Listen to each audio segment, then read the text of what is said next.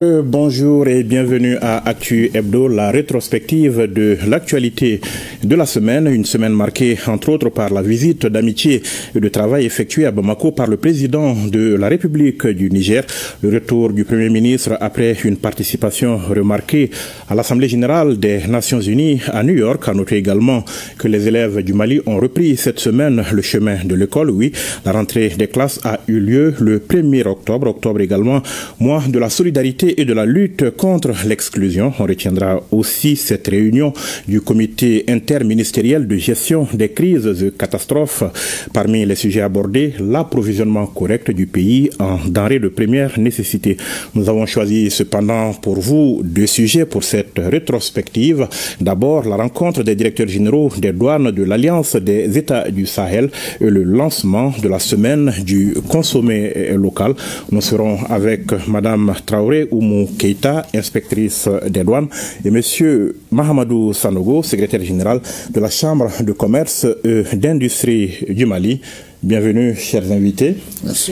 Alors, sans plus tarder, nous allons aborder la première thématique de notre rétrospective. C'est la 4e réunion des directeurs généraux des douanes de la Confédération AES, couplée à la 2e réunion du comité de pilotage sur l'interconnexion des systèmes informatiques des douanes de l'AES et du Togo, harmonisation des procédures douanières pour un commerce fluide et sécurisé dans l'espace AES. Des rencontres ont été faites, des recommandations ont été faites en vue du renforcement donc de la coopération douanière. On regarde ce reportage réalisé par Nyanya Aliou Traoré et on revient dans ce studio pour en parler. La suppression des dispositions sur la libre pratique dans le projet de code des douanes AES, l'institution d'un forum périodique entre les agents des douanes AES et l'invitation à l'IFPB de proposer un projet de document définissant la stratégie de renforcement des agents. Ce sont là, entre autres décisions prises à l'issue des travaux de la 4e réunion des directeurs généraux des douanes de la Confédération des États du Sahel, AES. Des jours durant, les participants ont passé au peigne fin ce qui constituera l'ossature des instruments de la libre circulation des personnes, des biens et des capitaux ainsi que du libre établissement au sein de notre espace communautaire. Au titre de l'examen et adoption du Code des douanes AES et du tarif extérieur commun TEC-AES, les directeurs généraux des douanes de l'AES ont constaté une avancée notable dans l'élaboration des 2 projets de texte, notamment projet de décision relatif au Code des douanes au sein de la Confédération des États du Sahel AES, projet de décision portant adoption du tarif extérieur commun TEC-AES de la Confédération des États du Sahel, projet de décision portant définition de la liste des marchandises composant les catégories dans la nomenclature tarifaire et statistique de la Confédération des États du Sahel AES, basée sur la version 2022 du système harmonisé de désignation et de codification des marchandises. Également sur la table des participants, les défis liés à l'interconnexion des systèmes informatiques des administrations douanières des pays membres de l'AES et de la République du Togo. Une véritable avancée sur ce dossier compte tenu de son apport essentiel dans la facilitation des échanges transfrontaliers, la sécurisation des opérations commerciales et le renforcement de la souveraineté économique des États membres. Premièrement, à tenir 2 séances de formation ou de sensibilisation par pays pour le personnel douanier et les usagers des bureaux connectés, appliquant la procédure d'interconnexion au plus tard le 31 mars 2026. Deuxièmement, se prononcer sur le système unique de tracking dans l'espace AES Togo, proposé par le Togo au plus tard le 30 juin 2026. C'est Bamako plus 4 a visiblement comblé les attentes. Beaucoup d'acquis, mais d'autres défis persistent. Vos différents travaux, empreints de compréhension mutuelle, de franchise et de détermination, ont abouti à plusieurs recommandations pertinentes. Ces recommandations ont porté, entre autres, sur la mise en œuvre conjointe du projet de migration vers la nouvelle version de Sidonia 5, ASY5, par les administrations douanières des pays membres de l'AES et l'Office togolais des recettes. Signalons que les participants ont adressé de chaleureux remerciements au président de la transition ainsi qu'à son gouvernement pour la bonne organisation de la rencontre. Voilà donc le résumé de la clôture de cette quatrième rencontre des directeurs généraux des douanes de l'AES. Madame Traoré, lieutenant-colonel Oumou Keïta, inspectrice des douanes, vous représentez sur ce plateau le directeur général des douanes du Mali. C'est vous, les douanes du Mali, qui avez donc abrité cette rencontre. Je signale que vous êtes expert accrédité des douanes de l'OMD. C'est quoi un expert accrédité? Dites-moi déjà. Merci beaucoup, monsieur Yaya, bonjour. Bonjour à monsieur Sanogo aussi. Voilà, merci. Déjà, un expert accrédité de l'OMD, pour être accrédité, c'est un long processus. Vous savez, les douanes, nous avons plusieurs domaines, des domaines variés. Moi, je suis experte accréditée en droit de propriété intellectuelle de l'Organisation mondiale des douanes. Donc, un expert accrédité, c'est que vous avez déjà une maîtrise dans des thématiques bien définies, dans un domaine bien défini, que vous serez appelé à représenter l'Organisation mondiale des douanes dans plusieurs régions ou pays pour effectivement dispenser ces thématiques et puis participer à des ateliers de renforcement des capacités. Alors, comment est-ce que vous portez cette étiquette quand même au quotidien? Je le porte très bien déjà. Déjà, c'est une fierté pour moi, c'est une fierté de représenter l'Organisation mondiale des douanes dans le monde entier, surtout dans mon pays, la douane malienne. Ça me permet de contribuer déjà à la modernisation de mon administration de l'administration des douanes du Mali au processus de modernisation. Vous n'êtes pas sans savoir que ça fait plusieurs années que la direction générale des douanes est dans un processus de modernisation, que ce soit dans le domaine sécuritaire, dans le domaine de la lutte contre la fraude, dans la sécurisation des frontières, dans bien plus que domaines. Donc c'est une fierté pour moi de contribuer à ça et de représenter surtout l'Organisation mondiale des douanes partout dans le monde. Alors, venons-en à cette rencontre de Bamako. On sait que les experts en règle générale sont quand même les bras séculiers des décideurs en la matière. La rencontre de Bamako qui s'inscrit dans une suite logique, on a parlé de Bamako plus 4, donc elle n'est pas la première. Rappelez-nous en quelques mots le processus qui a abouti à la rencontre de Bamako. Très bien. Merci beaucoup. Déjà, vous savez, la Confédération des États du Sahel a été créée à Niamey en juin 2024. Les objectifs s'articulaient entre autres autour des questions sécuritaires, des questions de défense, de diplomatie, de la libre circulation des personnes et des biens. Et il se trouve que les administrations douanières jouent un rôle stratégique justement dans l'atteinte de ces objectifs. Vous me permettez de faire un petit rappel du rôle des administrations douanières. Les administrations douanières, nous sommes en réalité la première ligne de défense dans le monde entier. Donc nous sommes chargés de contrôler et de gérer la libre circulation des personnes et des biens et des moyens de transport. Donc à ce titre, les administrations douanières contribuent à la prospérité économique via les recouvrements des recettes, au développement économique via la facilitation des échanges et aussi à la protection de la santé et la sécurité en luttant contre la contrebande des marchandises faisant l'objet de restrictions et de prohibitions.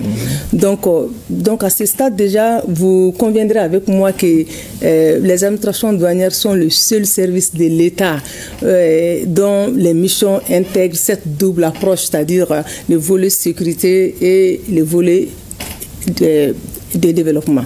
Donc là, déjà, les chefs d'État sont conscients du rôle stratégique que jouent les administrations douanières. Et puis la mise en œuvre effective de cette confédération, notamment en matière de libre circulation des marchandises, requiert une harmonisation des législations et des pratiques douanières au sein des 3 pays membres de l'AES. Donc, c'est pour cela, consciente de notre rôle stratégique au niveau de cette confédération, les administrations douanières organisent périodiquement des rencontres des directeurs généraux des douanes pour statuer un peu sur les questions douanières. D'accord, 4 rencontres quand même déjà au compteur depuis la création de l'AES, ça fait au maximum 2 ans qu'on a la confédération. Ça, ouais. 4 rencontres déjà des directeurs généraux, ça veut dire quoi? Une envie d'aller très vite? Très bien. Merci encore. Vous savez, les précédentes réunions, en réalité, depuis Niamey, après il y a eu Lomé, et puis les 2 réunions de Bamako. En mai 2025, nous avons eu la 3e réunion des directeurs généraux, et enfin en octobre, qui clôture cette série des 4 réunions. Une envie d'aller, on peut dire ça, je vous ai dit au début, ce sont les objectifs, c'est conformément aux orientations en réalité, voilà, données par les plus hautes autorités de la Confédération. Donc lors des précédentes réunions déjà, il y a eu des avancées significatives en la matière, parce que les experts de l'AES, en prélude des réunions des directeurs généraux des douanes, les experts se réunissent déjà pour examiner les documents et adopter certains textes stratégiques. Donc là, les avancées sont significatives. Lors des précédentes réunions, nous avons eu à harmoniser les textes. Ensemble, nous avons adopté certains documents que nous avons soumis aux directeurs généraux. Déjà, il faut noter le texte sur le transit et l'interconnexion des systèmes d'information des douanes, et aussi les textes sur l'origine, le tarif préférentiel. Nous avons aussi adopté le texte sur la profession du commissionnaire agréé en douane, et aussi un texte très important qui permet de lutter contre la fraude et la criminalité transfrontalière, la mise en place de l'accord d'assistance administrative mutuelle. Donc là, ce sont déjà ces différents textes qui ont été harmonisés. Il faut quand même rappeler aussi, les textes, le prélèvement communautaire AES qui a déjà été signé et qui est mis en application. D'accord. Voilà, qui permet le financement de la Confédération. D'accord. Apparemment déjà beaucoup d'avancées concrètes sur ce chemin. Vous nous avez parlé du rôle stratégique des douanes. Parlez-nous un peu des enjeux de cette coopération renforcée. Merci beaucoup. Les enjeux, vous savez, au niveau international, nous, les administrations douanières, nous n'allons pas seuls. La coopération et la collaboration sont essentielles. Voilà, ça me permet déjà de faire un clin d'œil à l'un de nos partenaires sur le plateau, M. Sanoko, de la Chambre de commerce et d'industrie du Mali, qui est l'un de nos partenaires privilégiés. Donc, les enjeux sont là. En réalité, j'ai dit les rôles stratégiques. Cette intégration économique va permettre à nos 3 pays de l'AES de réellement supprimer les barrières. Donc, d'être dans une union douanière pour consolider les acquis déjà. Nous allons, en matière de lutte contre la fraude, je l'ai dit, et aussi l'enjeu, c'est en matière d'insécurité et de la lutte contre la criminalité transfrontalière. Donc déjà, les trois administrations douanières vont ensemble, avec les textes communs, nous faisons qu'une seule voix, en réalité, face à l'extérieur, face aux pays tiers en réalité. Voilà, d'accord. Ouais. Alors vos directeurs généraux se sont donc retrouvés ici à Bamako pour toujours booster cette coopération douanière. Concrètement, quels sont les dossiers brûlants, les dossiers d'actualité qui étaient au centre de cette rencontre de Bamako? D'accord, merci beaucoup. Déjà, la 4e réunion de Bamako qui s'est déroulée cette semaine, je dirais que c'est une rencontre stratégique et décisive parce que lors de cette rencontre, nous avons pu élaborer deux grands documents pour toute administration des douanes. Il s'agit là du tarif extérieur commun et le code des douanes confédéral. Donc le tarif extérieur commun permet aux administrations douanières des trois pays de parler un seul langage dans nos relations commerciales face au reste du monde. Et le code des douanes confédéral permet à nos trois pays membres de l'AES aussi d'harmoniser nos procédures et de sécuriser davantage les échanges. Alors tout cela devrait être facilité par ce que vous avez appelé l'interconnexion des systèmes informatiques des administrations douanières. Le comité de pilotage tenait aussi, le deuxième comité de pilotage se tenait aussi parallèlement à cette réunion ou en même temps que cette réunion. Oui, le comité de pilotage d'interconnexion s'est tenu parallèlement et en même temps. Voilà, parallèlement, on peut le dire en même temps. Puisque là, depuis la dernière réunion, nous avons décidé, les directeurs généraux, bien sûr, ont décidé de créer qu'un seul comité. Le comité des douanes, des experts de l'AES et le comité des experts des informaticiens. Voilà, en quelque sorte, pour parler de tout ce qui est interconnexion des systèmes d'informatique. Donc là, c'est une grande avancée, on peut le dire, la fusion de ces deux réunions. Puisqu'il faut voir déjà dans le comité de pilotage, c'est les pays de l'AES et la République togolaise. On va en parler concrètement de Togo dans cette affaire. Voilà, c'est ça. Ah, ok, très bien. Donc, c'est un peu ça, quoi. Donc, la réunion de l'AES et les comités de pilotage se sont déroulés parallèlement. Alors, l'interconnexion, on en parle depuis un certain temps. Les enjeux de l'interconnexion et où est-ce que vous en êtes concrètement aujourd'hui, à la date d'aujourd'hui, à l'issue déjà de la rencontre de Bamako? Très bien, déjà. Donc, l'interconnexion, en quelque sorte, permet aux pays membres de partager les données déjà, voilà, de suivre en temps réel les parcours des marchandises tout au long, aussi de lutter contre la fraude et la contrebande. Donc là, cette interconnexion avec le Togo va permettre aux trois pays membres de l'AES, le Burkina, le Mali et le Niger, d'interconnecter nos systèmes en termes très faciles. Voilà pour vous. Dès qu'une marchandise arrive au port de Lomé, voilà, au Togo, les trois administrations peuvent voir en temps réel le titre de transport qui a été généré dans la machine.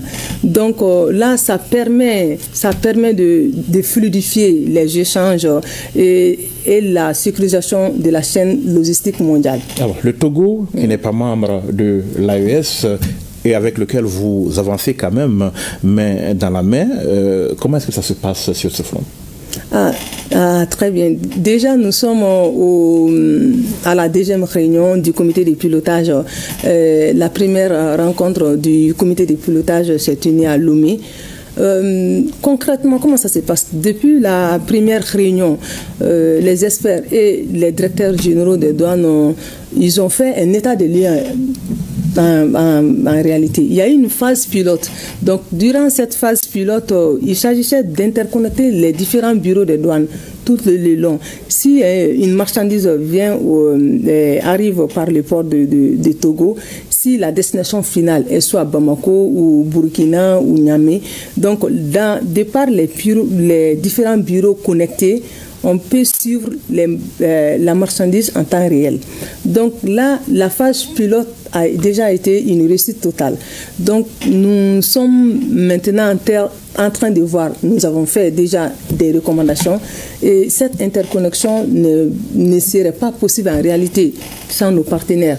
Voilà, il faut citer les chambres de commerce et d'industrie du Mali, les chargeurs, les transporteurs, les lignes maritimes, et ainsi de suite.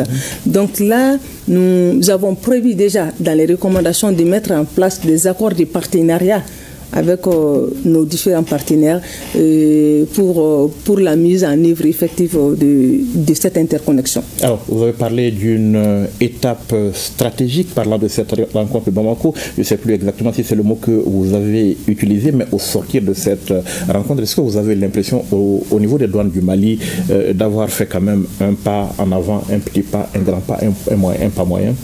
Merci beaucoup. Je dirais que nous avons fait un grand pas. Un très grand pas. Je l'ai dit au début de l'intervention. Les assises de Bamako ont une avancée significative dans la Confédération, dans les rencontres, dans les différentes rencontres des directeurs généraux. Pourquoi? La troisième réunion déjà, j'avais déjà cité les textes qui ont été adoptés. Concernant la profession des commissionnaires agréés, les règles d'origine, les transits, ainsi de suite. Et là, déjà, dans cette quatrième réunion, lors de cette quatrième réunion, les deux grands textes qui ont été adoptés pour toute administration des douanes qui se veut être moderne et performante, ces deux textes sont indispensables, c'est-à-dire les tarifs extérieurs communs et le code des douanes confédéral. Donc ces grands textes ont été adoptés.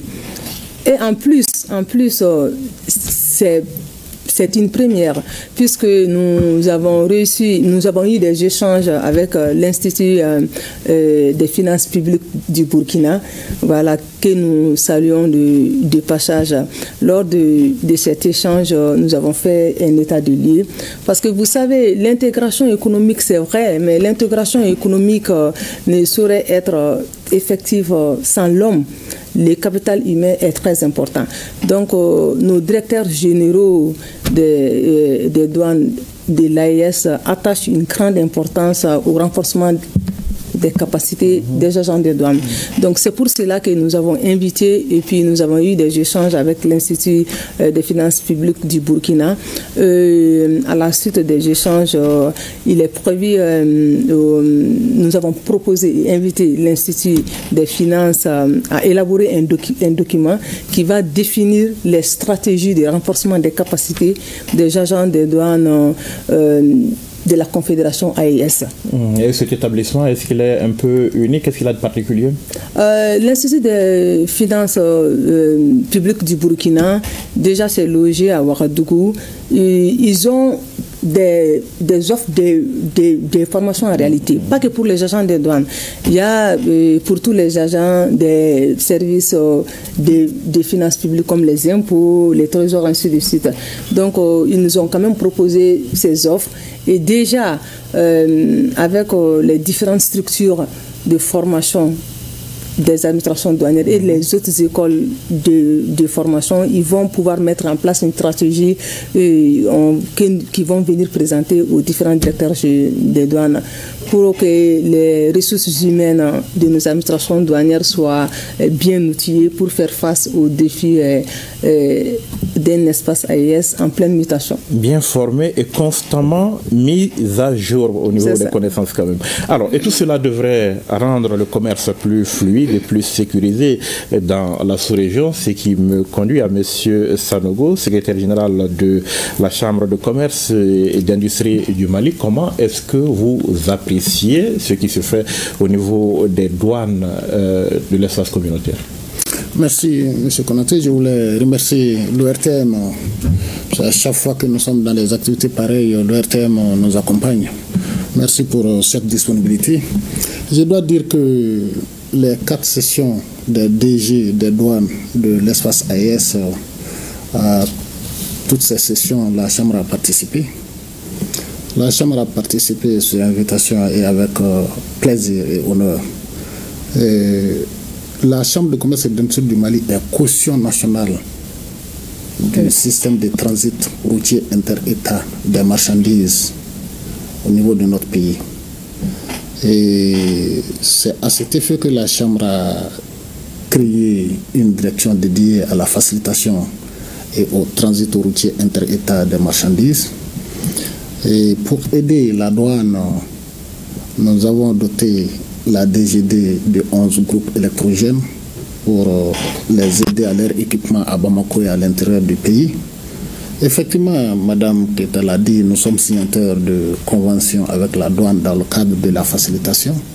Je dois aussi dire que tous les imprimés commerciaux qui accompagnent les marchandises, que ce soit les intentions d'importation au niveau de la direction du commerce, les intentions d'exportation, que ce soit les déclarations en douane unique, que ce soit les AIV, les intentions d'importation des véhicules, les IM8, ces imprimés-là appartiennent à la Chambre de commerce. Et donc la Chambre de commerce est obligée de participer à la modernisation parce que la modernisation aussi impacte positivement ces activités et de la production des imprimés et de leur consommation. Et nous sommes avec nos ressortissants, les professionnels du transit, et nous suivons avec beaucoup d'intérêt. D'ailleurs, nous participons au processus que nous apprécions beaucoup. Alors, mais est-ce que vous voyez déjà des retombées de tout ce qui se fait au niveau des douanes, au niveau communautaire AES? Est-ce que vous voyez déjà des retombées sur vos activités? Oui, bien sûr, bien sûr. Quand nous voyons les DG des douanes de l'AES en réunion pour améliorer le système d'interconnexion, nous nous disons que nous sommes en famille. Ce système d'interconnexion au niveau de l'UEMOA, quelles étaient les difficultés? La première difficulté, c'était avec un voisin, un pays voisin, mais qui n'est pas membre de l'AES aujourd'hui. Alors si nous nous trouvons avec les deux autres pays de l'AES, nous nous disons que nous sommes en famille. Donc il y a moins de problèmes. Ça nous met à l'aise. D'accord, mais sur le plan économique, on garde quand même des relations avec les autres pays. Oui, bien sûr. Nous gardons les relations économiques. Jusqu'à preuve du contraire, nous n'avons pas eu de difficultés à ce niveau parce que les besoins sont partagés. Autant nous avons besoin d'eux, autant ils ont besoin d'eux. Exactement.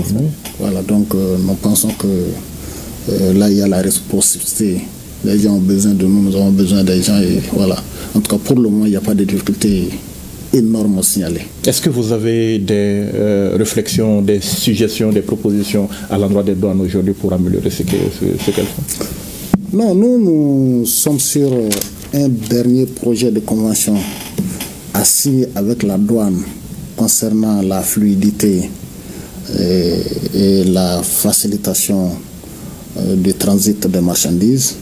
Et nous avons mis l'essentiel dans ce document. Parce que la préoccupation des ressortissants, c'est qu'il y a certains qui l'ont dit. Ils ont dit que c'est après le processus de dédouanement que tout le problème commence. Alors, la Convention parle de tout cela et que si le processus formel est terminé, on suppose que la démarche est terminée, donc libérer les marchandises pour assurer l'approvisionnement du pays. En fait, il n'y a pas de souci majeur. Il n'y a pas de souci majeur. Nous ne pouvons que saluer la disponibilité du DG des douanes et tout son staff qui se retrouvent régulièrement à la Chambre de commerce pour les échanges. Nous aussi, nous nous déportons souvent à la DGD avec nos ressortissants, les transitaires. Il n'y a que la disponibilité des échanges institutionnels et sincères. Alors, Madame, une réaction à ce que M. Sanogo vient de dire? D'accord. Merci beaucoup à M. Sanogo pour tous ces mots. En réalité, il vient juste de le dire, hein, nous avons une relation de partenariat très franche avec la Chambre de commerce et d'industrie du Mali. Voilà. Et puis avec les représentants aussi dans les différents pays membres de l'AES. En ce sens qu'ils participent à tous nos travaux. La preuve en est que durant cette semaine, les représentants étaient avec nous du matin jusqu'au soir. Donc là, il a parlé de facilitation du transit. Déjà, l'interconnexion répond à ce défi. Le but essentiel de cette interconnexion, c'est pour relever ces défis de facilitation en réalité. Vous l'avez si bien dit, nous ne sommes pas interconnectés avec d'autres pays, mais avec les Togo, c'est juste pour les rassurer que toutes les dispositions sont prises, ils le savent déjà. Les accords de partenariat sont déjà en cours. Voilà, donc tout est pris pour que les transits soient facilités et fluidifiés. D'accord. Bamako plus 4. Donc, prochaine étape de la marche des pays de l'AES vers une coopération douanière renforcée? Très bien. Donc, la prochaine rencontre des directeurs généraux des douanes de l'AES sera prévue à Lomé en mars 2026, Inch'Allah. Donc là, nous allons revenir sur les recommandations qui ont déjà été faites lors de cette rencontre de Bamako. D'accord. On va donc passer au deuxième sujet de notre rétrospective de la semaine.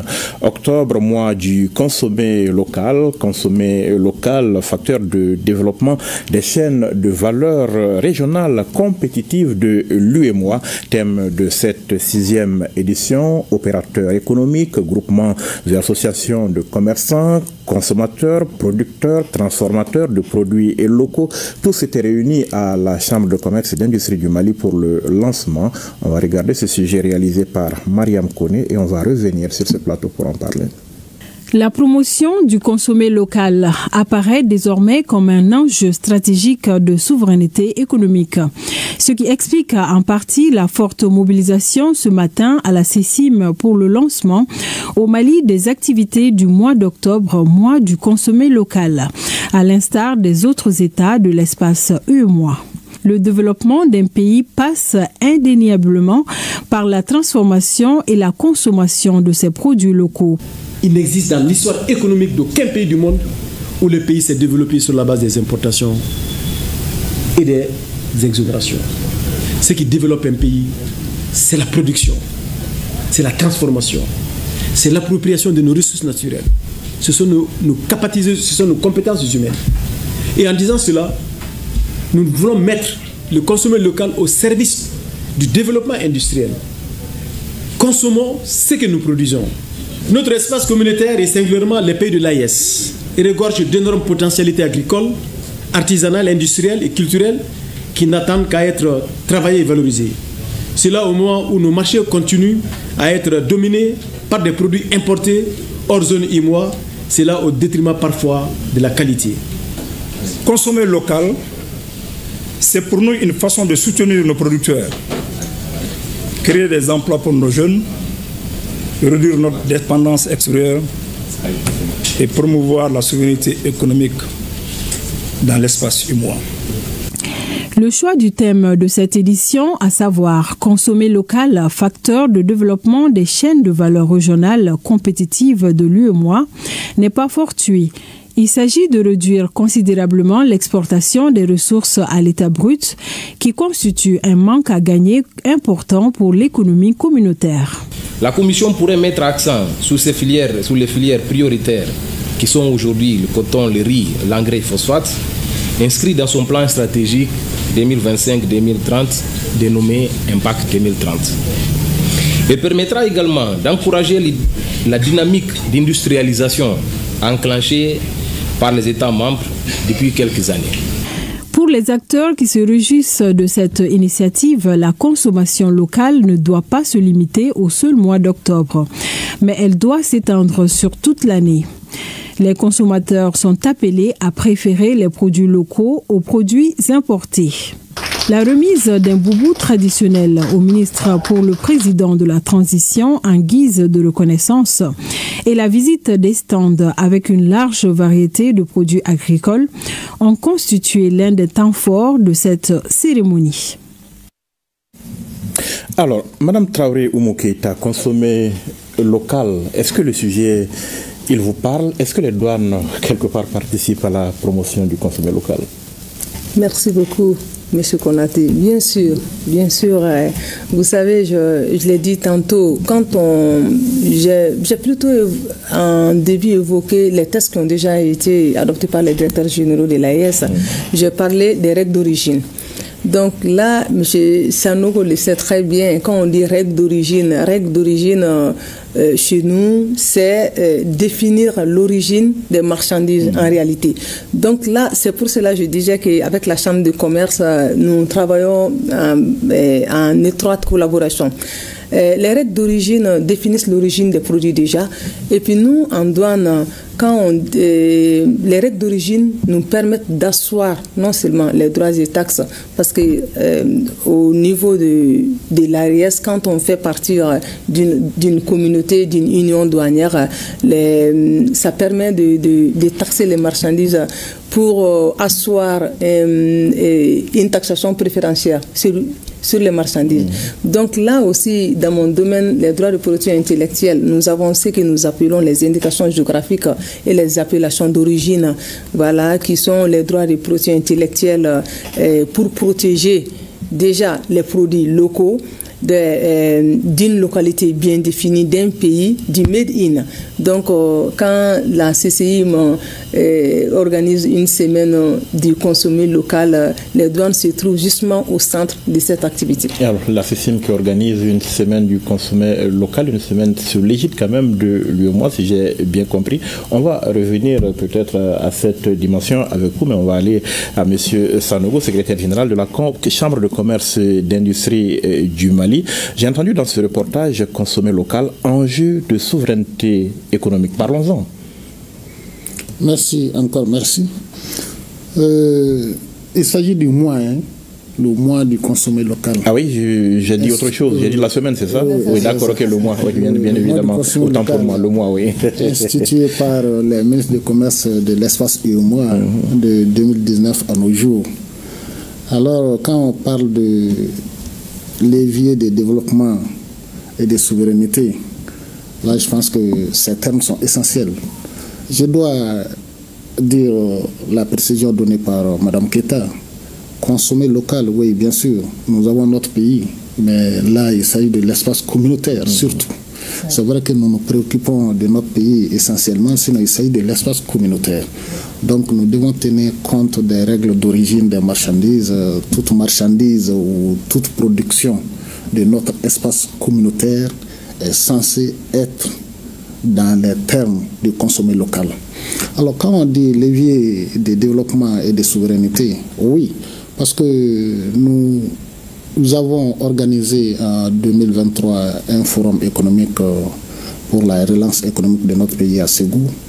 Et les conclusions ont ressorti qu'il faille reposer notre développement sur nos potentiels, même s'il faut les renforcer et aller à la production intensive, à mieux maîtriser la transformation au stockage et à nous autosuffire pour nos besoins essentiels.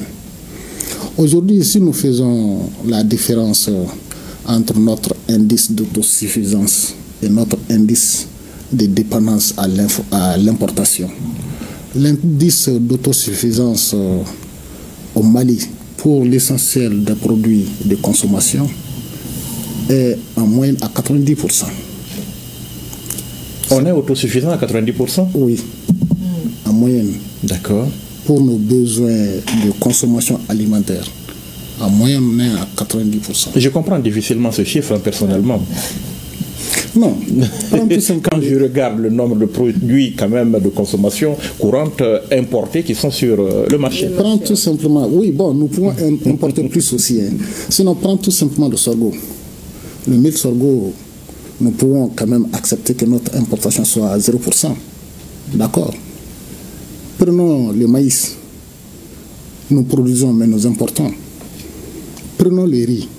Si le besoin national est à 3 millions de tonnes par an, nous, notre production est à plus de 110% de ces besoins. Le reste est importé. Et là où il y a suffisamment d'importation, c'est le blé. Alors donc quand je parle de moyenne, c'est la moyenne de l'ensemble de ces besoins de produits alimentaires, ce qui est produit chez nous. Mais il faut aussi considérer l'indice de perte de produits alimentaires, qui est à peu près à 11%. C'est-à-dire, indice de perte, expliquez-nous.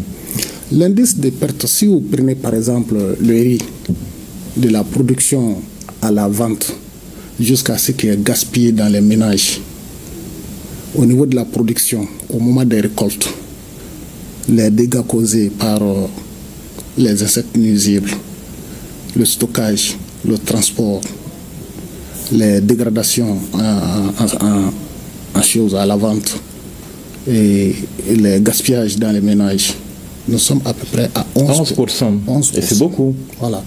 Donc l'objectif, c'est d'améliorer et la production, améliorer la transformation depuis les récoltes jusqu'au stockage et aussi mieux gérer dans les ménages. Alors en réduisant tout cela et sachant que nous produisons plus de 70% du besoin, il devient facile d'atteindre les 100% et d'éliminer les importations. D'accord. Mais quand je vous entends parler comme ça, j'ai l'impression que vous parlez essentiellement de produits d'origine agricole. Nos importations ne se limitent pas là. Et la question du consommé local dépasse largement cela. Bien sûr, j'ai pris cet exemple. Sinon, nous pouvons aussi prendre l'exemple du ciment. Si les besoins en ciment sont de 4 millions de tonnes, il faut quand même reconnaître que nous n'avons pas atteint 70% de ces besoins. Nous n'avons pas 70% de nos besoins en ciment aujourd'hui que nous produisons chez nous. Donc, c'est vrai, mais moi, je mets l'accent sur les besoins de produits alimentaires. Si on est souverain à ce niveau, je pense que le reste peut venir après. Alors, mais si nous faisons aujourd'hui beaucoup d'importations, la faute à qui, la faute à quoi? Non, ce n'est pas la faute. Moi, je pense que c'est une question. Oui, c'est une question d'engagement. Okay. Et c'est pour cela d'ailleurs que nous saluons l'initiative du mois du consommé local. Nous avons lancé officiellement ce mois l'autre jour, présidé par M. le ministre de l'Industrie et du Commerce.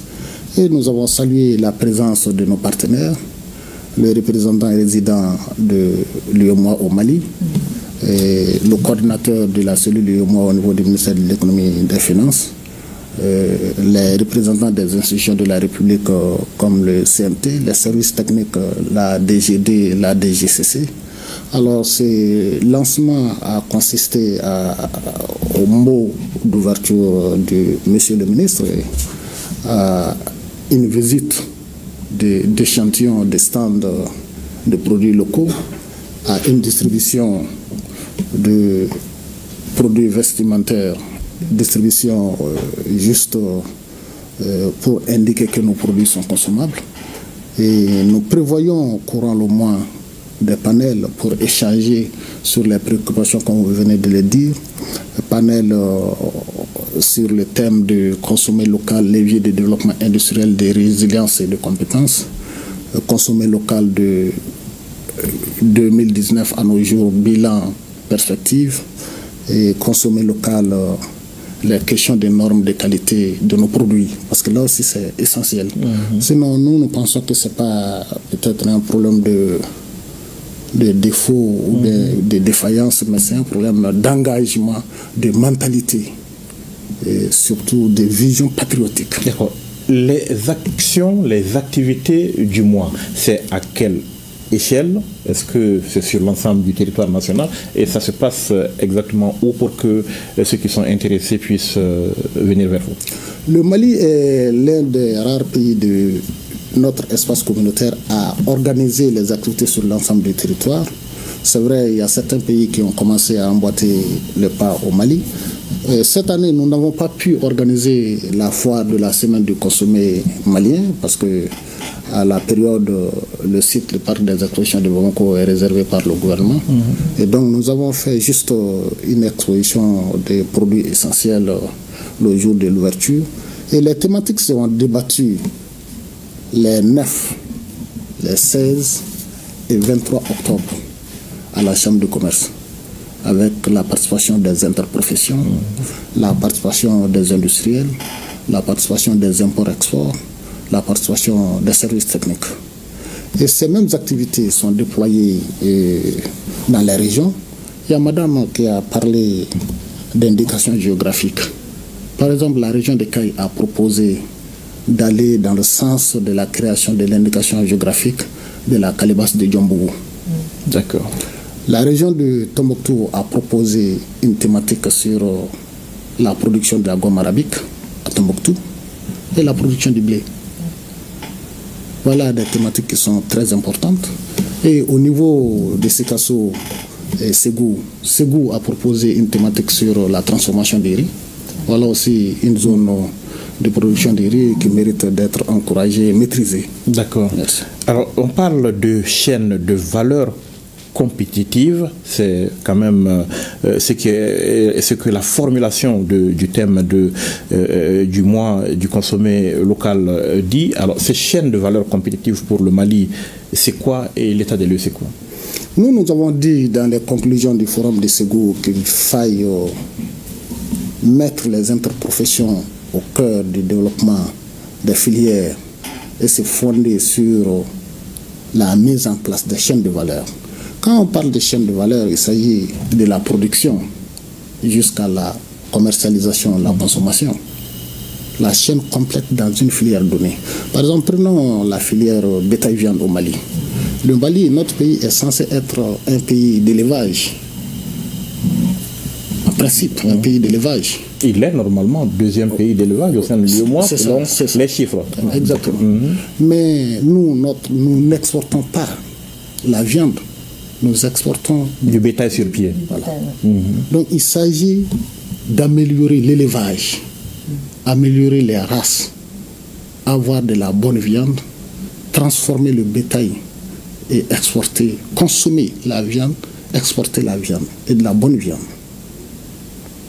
Alors cela ne peut pas aller sans l'implication des acteurs de l'interprofession, les éleveurs, ceux qui produisent l'aliment du bétail, ceux qui assurent le transport, ceux qui assurent l'abattage, le traitement de la viande, le stockage de la viande, et ceux qui assurent la commercialisation sur notre territoire et l'exportation à l'étranger.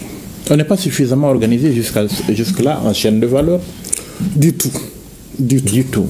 Le gros du problème est à ce niveau. Voilà pourquoi la Chambre de commerce a proposé à l'État un avant-projet de stratégie nationale de promotion de la consommation de nos produits locaux. Parce qu'on n'est pas du tout organisé. À ce niveau, on n'est pas du tout organisé.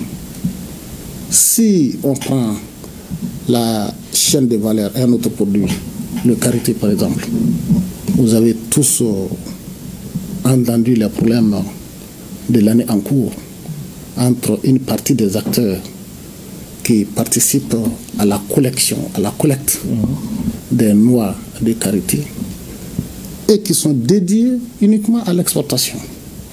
Alors, quand l'État a voulu les mettre en contact avec des transformateurs, les industriels locaux, les industriels locaux, ça a failli faire des tollés. Jusqu'à quel niveau nous ne sommes pas organisés? Alors, il s'agit de cela, que les industriels participent à la production pour améliorer la production, améliorer la qualité de la production, et que les producteurs sachent que prioritairement, ils produisent pour la transformation locale. Mais c'est une question de gain quelque part pour les uns et les autres. Si exporter est plus rentable que les échanges à l'interne, comment ça se passe? En principe, ça n'aurait pas dû être plus rentable. Il s'agit de pondérer cette question de gain, mais surtout mettre en avant la question de patriotisme. En principe, exporter le produit non transformé ne devrait pas être plus rentable qu'exporter le produit transformé. En principe, non. En principe, non.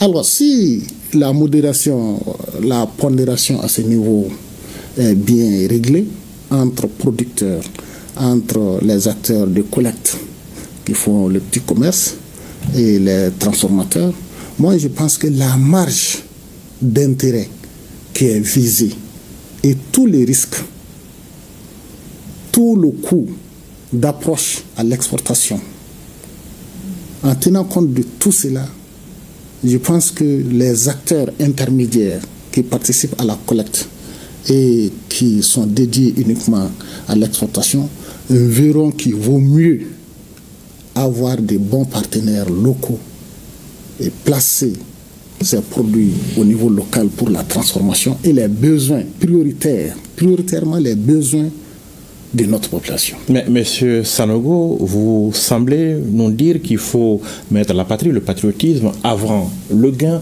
Est-ce que ce discours il passe dans vos rangs? Malheureusement, pour le moment, ça ne passe pas au niveau du Malien. Mais c'est nécessaire. C'est nécessaire. En s'enrichissant, il faut se dire que on est d'abord citoyen d'un pays.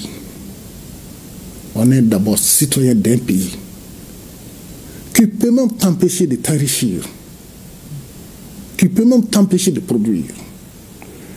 Et si tu as eu la chance de naître dans ce pays, tu as eu la chance que ce pays te protège, t'éduque, assure ta santé, assure ta sécurité. Moi, je pense que pour ta richesse, tu dois d'abord penser à ce pays, penser à ta famille, penser à tes concitoyens. Sans oublier les intérêts. Parce que je suis sûr qu'on peut avoir les intérêts ici. On peut l'avoir.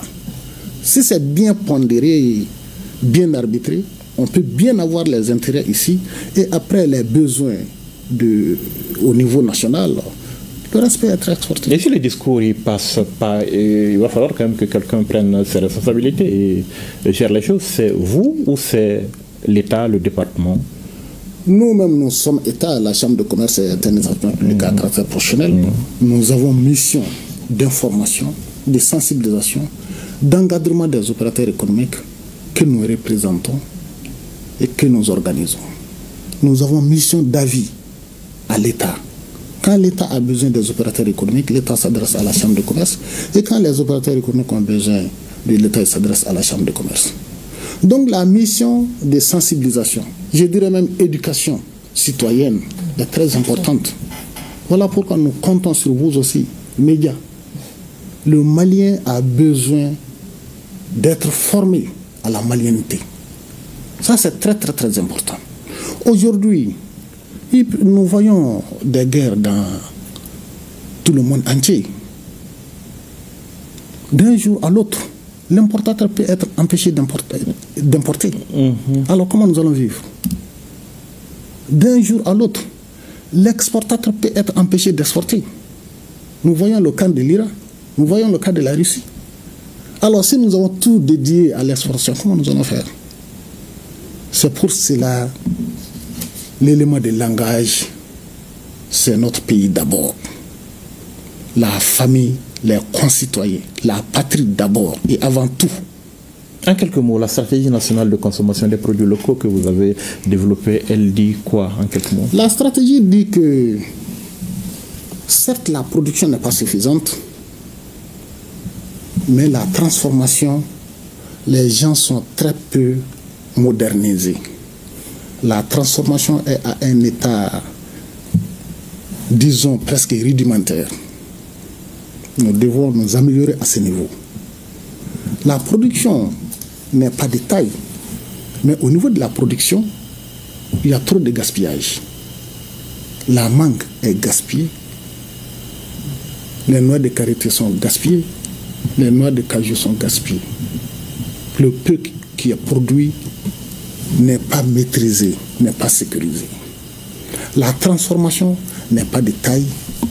Il faut fournir des efforts à ce niveau. Mais la consommation, l'étude a dit que le Malien préfère le produit frais transformé au Mali. Prenons l'exemple du simple riz. Le temps d'approche du riz thaïlandais à Bamako, ça fait combien de mois? Ce riz-là a fait combien de temps de stockage chez le producteur transformateur thaïlandais avant d'arriver entre nos mains ici au Mali? Passer par la douane d'abord et tout. Passer par la douane. Mais si c'est du riz produit localement, transformé localement, tu as de fortes chances d'avoir le riz de la saison dans tes plats. D'accord. Donc le Malien, ce qui a été souligné dans l'étude, c'est que le Malien souffre des manques de produits locaux. Voilà pourquoi cette année, il a été proposé de voir la possibilité de créer des rayons d'exposition de produits locaux dans les surfaces, les alimentations et autres. Voilà. D'accord. On va devoir s'arrêter parce que c'est l'heure du journal de 13h. On aurait voulu continuer cet entretien, mais le temps qui nous est imparti s'est achevé. Donc, on va vous remercier d'être venu à cette émission. C'est la fin donc de cette émission Actu Hebdo. Je vous rappelle que nous étions avec le lieutenant-colonel Traoré Oumou Keïta, inspectrice des douanes, et monsieur Mahamadou Sanogo, le secrétaire général de la Chambre de commerce et d'industrie du Mali. Merci donc encore une fois, chers invités, d'être venus. Merci, mesdames, messieurs, de nous avoir suivis. Tout de suite, le journal de 13h, ce sera avec Ousmane Dao. Excellent après-midi. Bon dimanche.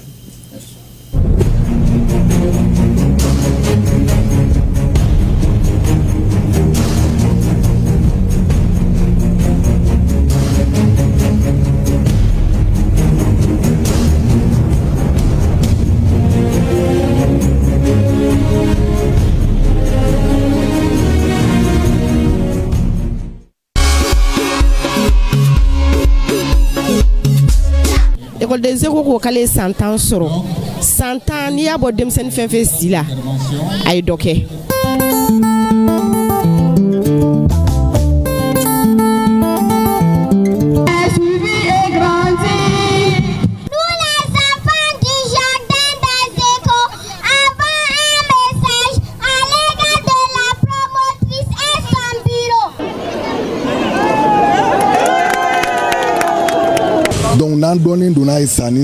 il fallait que on a mis un de ferry. Ni un ferry 2025 clients 26 avec ni ferry. Abi occupé mon rôle à gagner boyani karama konana. Ore de kele no ka to samu samna nga sanika no. Bon, abe fenchama nya folo ni limurubata kala jebe ba do vitamine C de valela.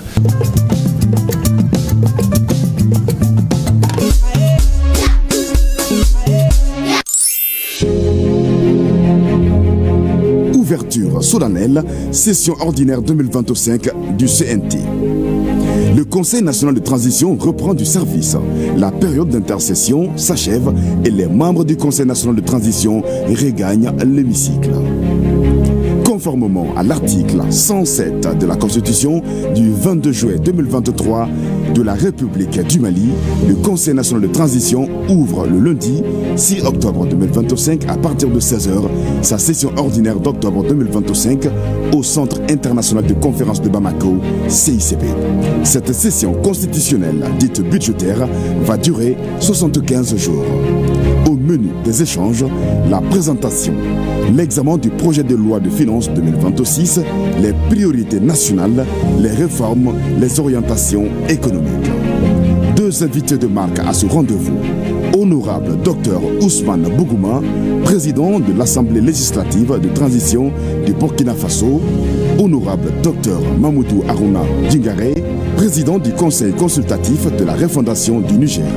Retenez donc l'ouverture solennelle de la session budgétaire 2025 du Conseil national de transition lundi 6 octobre 2025 à partir de 16h au Centre international de conférence de Bamako, un événement à suivre en direct et en intégralité sur l'ERTM et ses plateformes digitales, la radio du Parlement, la 89.4 FM et les réseaux officiels du CNT. Mise en place terminée à 15h30. Aywa anga ngana menengana anga chemine chew amana fenfe fo awi ka fenfe ke awi o beka do awla. Ceci est un appel de solidarité, un appel de confiance pour vous dire de serrer toujours les rangs. Ambe fama uko ambu ko bi ambu ko sini ambe fenfe minabi olu de kelen do kan jigi sigi ale ni amase ka taa u nɔfɛ kɛlɛ da la an ka hakili t'u la su ani tile. Ne den don, ne cɛ don, ne denw fa don, ne balimakɛ don, ne jigi don, ne balimamuso don, ne sigiɲɔgɔn don, n baarakɛɲɔgɔn don. An ka wuli an k'u dɛmɛ, an ka wuli an se ye min ye an k'o kɛ walasa nin finitigi ninnu u bɛ se ka san sɔrɔ cogo min. ka juguw dɛsɛ ka juguw malo fo k'a fɔ k'an tun t'a dɔn k'a bɛ kɛ tan. N'i y'a mɛn anw bɛ sunɔgɔ ala ni aw n'i y'a mɛn anw bɛ an ka artisiya baaraw kɛ ala ni aw o tuma notre soutien ne fera pas. Aw bɛ se min na o ye ka jamana lakana ye anw fana b'a lakana cogo min na an fana b'o kɛ nka anw tɛ se ka sira sɔrɔ cogoya si la ni aw ma wuli ka jɔ.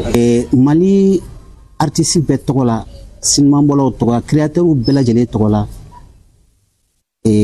an ka tasibila kɛ minnu tun taɲana u cɛla ala k'u darɔ sumaya minnu fana balalen don yarabi ala ka